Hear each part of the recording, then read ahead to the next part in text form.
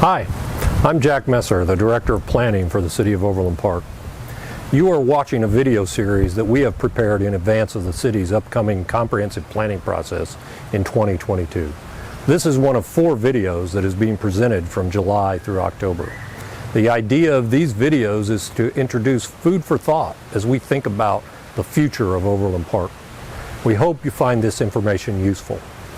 The city has engaged with speakers on this topic to present trends and thinking about how cities, and particularly a suburban city like Overland Park, can think ahead about its future. We wanted to help motivate you to participate in the planning of your city, this city's future. We have also offered an opportunity for you to react to these thoughts and hope you will provide feedback in the online survey offered at the end of the video. Our first video is titled Community Revitalization and Shifting Suburbs. The speaker, Ed McMahon, is a senior resident fellow with the Urban Land Institute, a nonprofit research and education organization focused on real estate and development. Ed holds the Charles E. Fraser Chair on Sustainable Development at the Urban Land Institute in Washington, where he is nationally known as an inspiring and thought-provoking speaker and leading authority on economic development and land use policies and trends. He is also chairman of the board of the National Main Street Center, which focuses on revitalizing historic commercial districts to support thriving neighborhoods and economies. Before joining the Urban Land Institute in 2004, McMahon spent 14 years as the Vice President and Director of Land Use Programs for the Conservation Fund and was the co-founder and former president of Scenic America. Ed also taught law and public policy at Georgetown University Law Center for 9 years and is an Army veteran. McMahon is the author or co-author of 15 books and hundreds of articles on a variety of planning topics. During the past 30 years, McMahon has worked with more than 600 communities in all 50 states on a wide variety of land use and economic development issues. So please watch Ed's video, and afterward, please take the time to give us feedback on what you have learned. Thank you. Good morning. My name is Ed McMahon, and I'm a senior resident fellow at the Urban Land Institute in Washington, D.C. I'm pleased to be with you today to talk about some national trends relating to economic development, land use, growth, and development, and also to encourage you to participate in the upcoming comprehensive planning process. So I'd like to just get started by saying a few things. I think you all would probably agree that you live in a special part of the world, and Overland Park is a special community and a special state. But I also think it's worth noting that there is no place in the world today that's going to stay special by accident. And, people say, well, why is that? And of course, the reason for that is that the world is changing faster than ever. And you say, well, what's changing? And the answer to that is everything is changing. The economy, demographics, technology, consumer attitudes, energy, transportation, the weather is changing. Really, there are only 2 kinds of change in the world we live in today. There's planned change and there is unplanned change. And probably the biggest unplanned change of our lifetimes was the global pandemic that has turned our economy upside down and many of our communities upside down and had huge impacts on our health and well-being. But if we look at what's happened, the pandemic has affected how and where people live, work, shop, and travel. And some of these things will persist after the pandemic, and many of them were the result of trends that were pre-existing the pandemic, some of which I will touch on today. One of the things that's happened is that many residents of larger high-cost cities have decided during the pandemic that they want to move to suburbs like Overland Park or to smaller cities and towns. In New York, for example, over 100,000 residents have left the city to move just to places like Vermont and New Hampshire, Maine, that sort of thing. We're seeing high amenity small towns are benefiting from this because this idea that people can now work anywhere in the United States, and even after people go back to work, many of us believe there'll be a hybrid work situation. People will be working at home some of the time and working from their office some of the time as well. But, comprehensive planning is really about this idea of, creating a future that you want. I mean, you can grow by choice or you can grow by chance. You can grow by default or you can grow by design. You can accept whatever comes down the highway, or you can, as Abraham Lincoln said, create the future that you want. And that's really what comprehensive planning is all about. You know, in his famous book, The 7 Habits of Highly Effective People, he could have also been talking about the habits of highly successful communities. Begin with the end in mind. Have a goal. Think win-win. Sustainability is really about finding things that are good for business, good for the environment, and good for the community. Win, win, win. And, you know, this idea of seeking first to understand and then to be understood, you know, I think that we spend way too much time in America fighting about the things that we disagree about and not nearly enough time sitting down in our communities to talk about what we do agree about. And the comprehensive planning process is an opportunity to do that as well. So growth is really about choices. We have lots of choices. Should we be investing in our downtowns or out on the highway? Should we be designing for people or for cars? Should we be growing on gray fields or should we be growing on green fields? Economic development is also about choices. Should we be trying to recruit new business or should we be focusing on expanding existing businesses? Should we be focusing on subsidizing big businesses or supporting small businesses? Should we be investing in 1 or 2 big projects or should we be trying to diversify our economy? I think it's important to note that the economic development paradigm has changed dramatically over the last several generations. It used to be all about shotgun recruitment and low-cost positioning and cheap labor and, you know, people kind of elephant chasing, if you will, going after what you didn't have. And quality of life really didn't matter. And, you know, the key infrastructure for most states was always, you know, roads. Let's just widen all the highways. But today, economic development is totally different. Today, it's not about shotgun recruitment. It's about laser recruitment. It's not about low-cost positioning. It's about high-value positioning. It's not about cheap labor. It's about highly trained talent. Communities are now focused on what they do have rather than what they don't have. We call that asset-based economic development. And the quality of the community is critical in a world where capital is footloose and people can live or work anywhere in the world. I'd also like to suggest that the most important infrastructure in a rapidly changing world is no longer roads, it is education.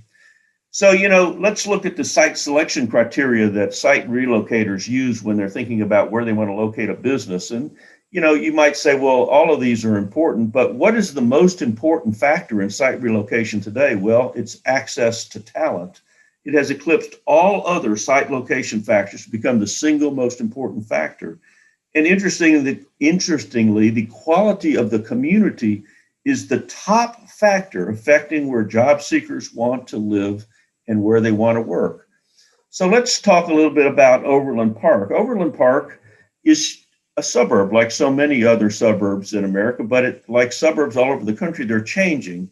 Many suburbs are growing in more compact ways, and most suburbs have lots of large lot housing and strip commercial, but an undersupply of everything else because of the fact now that majority of new immigrants in suburbs around the United States are moving to suburbs. We even have poor people in suburbs now, et cetera, et cetera.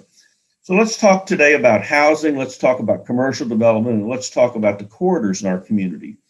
For sale housing is booming in the United States right now, and we had one of the best years of single family housing sales ever in 2020. Almost everyone we talk to says 2021 will also be a robust seller's market as home prices hit new highs and buyer competition remains very strong.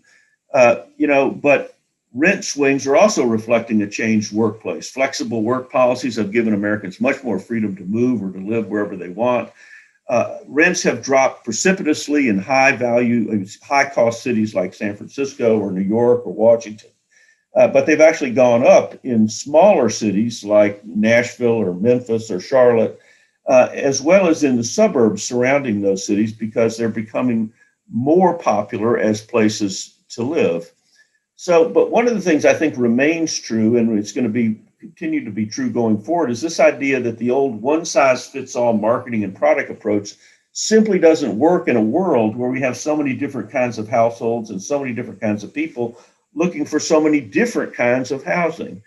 So different kinds of people, just think about it, want different kind of housing. People like me, a retiree or an empty nester, They want different kind of housing than young families with children, or Gen Ys, or single people living alone. In fact, single people living alone is the fastest growing form of household in the United States today. That represents 27% of all households in America today. So one of the things I'd like to suggest is that almost every community needs more housing choices. And the choice we typically had was either just a single family, large single family, relatively expensive house, or perhaps a very small, tiny, but very expensive apartment. So we need lots of different choices: duplexes, fourplexes, live-work units, townhouses, housing on top of retail, et cetera, et cetera. And, what has happened during the pandemic is that the gap between the haves and the have-nots has widened in some ways. And so our housing affordability gap has gotten worse. So how do we address the affordable housing problem that we have in many places? Well, I think it's fair to say that there is no one single solution. There is no silver bullet. We should start off by thinking about how we can retain existing units and maintain older housing. Some communities obviously are providing public subsidies, or they're having housing mandates. Some are making use of public lands and public buildings. Parking is driving the cost of housing in many places. When you require, 2.5 parking spaces per person, you can drive up the cost of rent by as much as 17 or 18% for each tenant in a building, even if they don't own a car. So there are lots of different ways to think about the affordable housing problem. So first of all, as I said before, we need to actually start thinking about how do we preserve existing units. Each year in America, for every new unit of affordable housing that we build, we tear down, abandon, or convert to higher income housing 2 units. So it's like, one step forward, 2 steps back. And so one of the, solutions to the affordable housing problem is to think about what affordable housing you already have and how do you keep it affordable. There are also some new opportunities that have arisen out of the pandemic. So in many places in America, lots of older office buildings are being converted to housing. And then a new phenomenon, we closed lots of hotels during the pandemic, particularly in suburban locations. And also, so hotels are now being converted into affordable housing around the country. We're also seeing a boom in the use of historic buildings for affordable housing, or for just housing in general, even higher income housing. Things like old schools or factories or warehouses, or even a department store in downtown Denver, for example. Communities are even looking at putting housing on top of public buildings like libraries and fire stations. So let's think about commercial development for a minute. Suburbs are being redesigned all over the United States. And this goes back to my point earlier. Do you want to grow by choice, or do you want to grow by chance?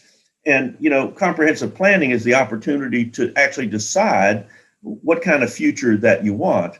So the old paradigm in commercial development was typically this: let's take a piece of greenfield land and let's put a strip mall on it, and then everybody has to drive there for everything. But the future, we believe at the Urban Land Institute, belongs to main streets and town centers and mixed-use development, and that strip development, like you see in the bottom lower left there, is development for the last century. And there are many reasons for that. First of all, we're completely overbuilt on the highway outside of most of our towns. We went from 4 square feet of retail space per person in 1960 to almost 40 square feet of retail space per person by the year 2000. E-commerce, of course, now means fewer and smaller stores. The number of people shopping online grew as much in the first 2 months of the pandemic as it had in the previous 9 years. So, we have lots of vacant retail space around the country as well. And consumers are also saying that they favor places with character. So experiential retail is going to become more important as we go forward. There was a song that Joni Mitchell wrote many years ago called, Pave Paradise and Put It in a Parking Lot. Well, now this is one of our greatest redevelopment opportunities. We can take these parking lots and turn them back into paradise. And, the reason we can do that is because they're easy to redevelop. They're large, flat, well-drained sites. The infrastructure is already in place. You've got sewer and water there. It gives you an opportunity to redevelop existing underperforming sites. And we have millions of acres of these kind of sites in suburbs all over America.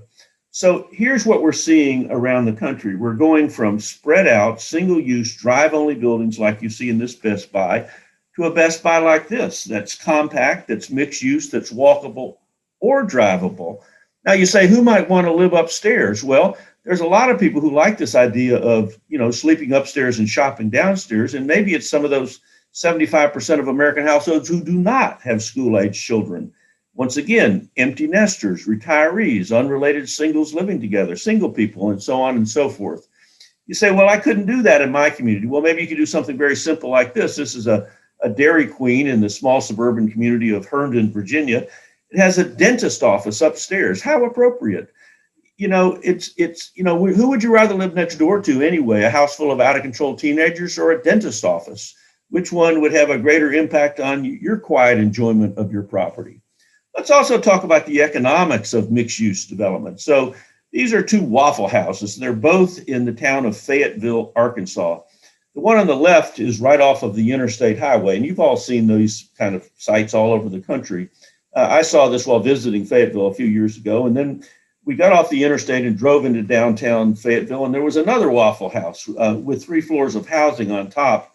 And it's sitting right on the sidewalk, no dedicated parking other than on-street parking. And I thought, well, that's interesting. I've never seen a Waffle House with housing on top before. So I decided to head over to the Fayetteville City Hall and see if I could find the planning department.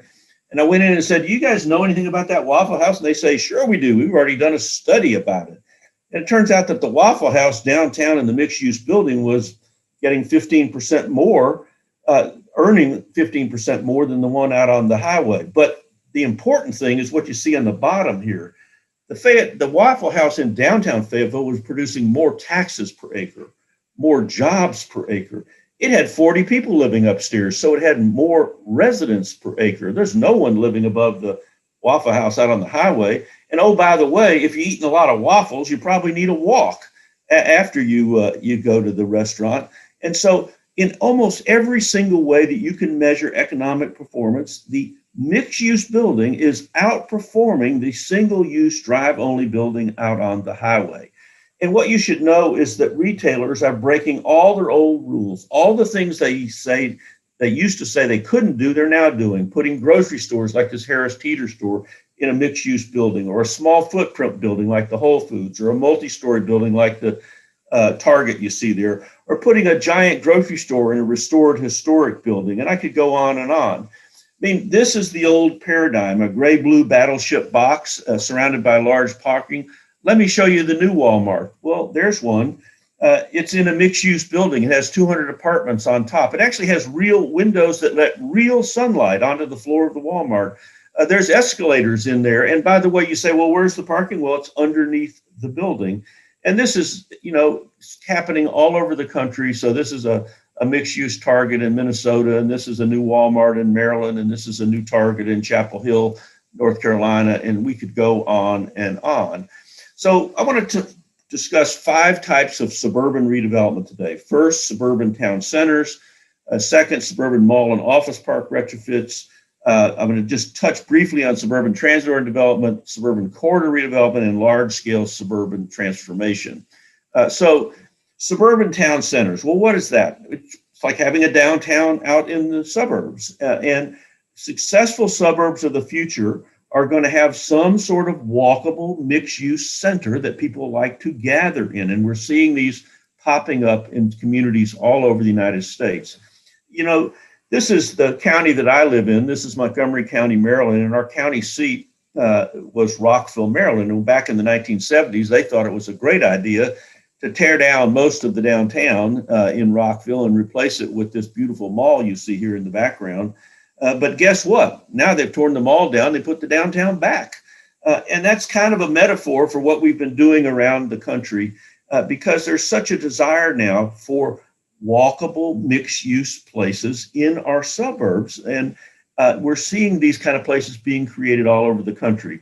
The University of Connecticut is in Storrs, Connecticut. They never had a town in Storrs, Connecticut. And so it found it hard to recruit students to come to a place that didn't have a town. All they had was shopping centers. Today, they have replaced the strip center you see in the background with a town center. And the University of Connecticut now has a heart and soul like so many communities want. Outside of Atlanta, this little town of Sandy Springs, Georgia, has taken this strip center and turned it into their town center. Their city hall is here, their library is here, their performing arts center is there, and 200 units of apartment are there. We're seeing malls around the country being converted into mixed-use development. The first mall in the suburbs of Denver, the Villa Italia Mall in Lakewood, is now a 22 square block mixed-use development called Belmar. And we talk about underperforming asphalt. Well, we have so much of this asphalt, and once again, we have sewer and water here, so it's easy to put housing, particularly multifamily housing there, because it's not across the street from single-family housing. It's across the street from other retail, office, that sort of things. We're seeing lots of things about malls. Don't worry, your top-performing mall is going to be just fine. But we are closing malls all over the country, and the biggest reason is because department stores have been closing. We've seen Penny's, and we've seen Sears, and we've seen Kmart, and Barney's of New York, and Neiman Marcus have all declared bankruptcy.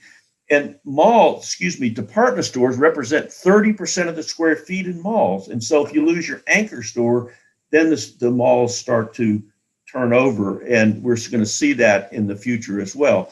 But what about big box stores? So remember I said they're getting smaller and we're losing some of them. So what can you do with a closed big box store? Well, you might be able to take the Burlington Coat store and turn it into a health center, or you might be able to take an empty big box store and turn it into a church. There's so many opportunities to do this sort of thing. The next thing I'd like to talk about is office parks. It used to be office parks were for offices. A classic example is the Research Triangle in Raleigh, North Carolina, which is the largest tech center in the United States. But they had 3 rush hours a day. They had a morning rush hour, an evening rush hour, and a lunch rush hour because there were no restaurants in the office park. And there was no housing. So everybody had to get in their car at lunch and drive somewhere else. So now Research Triangle has a new comprehensive plan called Research Triangle 2.0. And guess what? They're building housing and retail in the office park. So the picture on the top is what the office park used to look like, just offices surrounded by parking. Today, you're getting housing in the office park as well as retail and another mix of uses. A third kind of thing I'd like to talk about is corridor redevelopment. You have major arterials all throughout Overland Park. Well, how do you transform an arterial? So you say, let's just, you've seen streets like this all over America. And you say, well, what's wrong with this street? Well, I want to suggest a couple things. It's ugly, it's unsafe, it's unhealthy, it's unwalkable, it's underperforming, and it's unconnected to surrounding neighborhoods. So how do you reshape that? Well, there's lots of different ways. There's things like corridor overlays or form-based codes or build-to lines or road diets or landscape requirements. You could go on and on. But people are doing this. Let's just touch briefly on corridor overlays. This is Henrico County, Virginia, which is one of the major suburban counties outside of Richmond. They have for many years had an overlay along all major arterials leading into the city of Richmond. So that's the Henrico County Courthouse in the top, and that's a Burger King in the bottom. And it looks kind of like it belongs in Virginia. And that's the point, obviously. They don't change the underlying zoning at all. They simply put an overlay that addresses things like design and height and signage and landscaping and so on and so forth. So here's a typical 7-Eleven that you might see in any suburb in any place in the United States. But the problem with this is, number one, people won't walk along a street like this. And number two, more curb cuts mean more accidents. So what's the alternative? Well, maybe you could take the 7-Eleven and pull it up to the corner. And by the way, where's the parking? Now it's behind the building, and the cars exit on the side street, not on the arterial, so there are fewer accidents. So it looks better. It's good for business, good for the environment, and good for the community. And that's what we should be trying to do with everything. So here's a typical Lowe's, big box store in the suburb somewhere in the U.S. Here's another Lowe's big box store. This is in Charlotte, North Carolina, which has a corridor overlay along their major arterials. And so it's the parking. Where is it? Well, it's in the interior of the block. Turns out you can even do things with gas stations. So here's a typical gas station. People just pull in off the main road and et cetera, et cetera. Let me show you how they're doing new gas stations in Charleston, South Carolina. The buildings come to the street. They put a sidewalk there, and the pumps are in the interior of the block. You can easily tell it's a gas station, but now you've got a pedestrian-friendly gas station and something that fits better with the community, and et cetera, et cetera, et cetera. So 2 examples of large-scale corridor redevelopment. Let's start first in Shoreline, Washington, which is a suburb of Seattle. And there's a before and an after of a major corridor called Aurora Avenue. It has new traffic patterns, new landscape mediums. They've built sidewalks where there were none before. They have new lighting. They undergrounded the utilities, and they have a bus rapid transit route along that road as well. So just a couple of before and after pictures there. So here's another suburb. This is Riverside County, California. This is Cathedral City. And this is what their major arterial through the heart of their town looked like for many, many years. Well, here's the way it looks today. The street and its frontages are our community's major public arena or ordering device. And, trees going along a street can tie a community development together and make it a unit in a way almost nothing else can. And oh, by the way, trees and landscaping increase the value of the properties along that road. They reduce opposition to development. They help developers lease out their stores faster, et cetera, et cetera. They improve employee productivity, morale, and job satisfaction at the same time. And so in Cathedral City, not only have they planted lots of trees, they now have some architectural guidelines for new buildings along their corridors. This is an example. This is their new city hall, et cetera, et cetera. So design affects profitability. And what do I mean by that? All right, here's 2 Barnes & Noble bookstores in a suburb of Washington, D.C., 2 suburbs. The first one is one you've probably all seen, 1-story, auto-oriented. The parking's all in front of the building. The second one is in a 3-story building. There's no parking in the front of the building, but there's a 5-story parking garage behind the building. Which one makes more money? Well, it turns out the one in Bethesda makes way more money than the one in Rockville. And there are a couple of reasons for that. Number one, there's only one way to get to the Barnes & Noble in Rockville. It's called drive your car. How do you get to the Barnes & Noble in Bethesda? Well, you can drive your car, or you could take public transportation, or you could ride your bike because the Capitol Crescent bike trail is across the street from that Barnes & Noble, or you could walk because thousands of people live within a 10-minute walk. So 4 ways to get to one store, only 1 way to get the other store. But what's the other big difference? The other difference, and this is downtown Bethesda, is what in the real estate world we call the place-making dividend. And that simply means people stay longer, spend more money, and come back more often to places that attract their affection. Did you know that the average amount of time that a person spends in a strip shopping center has been going down for years? And the reason for that is because people just go to buy what they want and they leave. But people will go to a neighborhood like this and they will hang out and they will stay longer and they will come back more often and they will spend more money. The final thing I want to talk about is what I would call wholesale, large-scale suburban transformation. I've listed some communities that have done this sort of thing. But let me just show you a couple of examples. This is, what I would call typical suburban sprawl. This is outside of Chicago, one office building after another. Let me show you another new office development in a suburb. This is outside of Columbus, Ohio, in Dublin, Ohio. There's just as much square footage here as there is here, but here you also have retail. Here you also have housing and you have offices in a very compact sort of setting. And so you're able to save green space. You can reduce the cost of your local taxes because now it costs less to service this. Your road links are shorter, your pipe links are shorter, et cetera, et cetera. So if you're interested in fiscal responsibility, you should be interested in these kinds of redevelopments. Another great example of suburban large-scale redevelopment is Carmel, Indiana, outside of Indianapolis.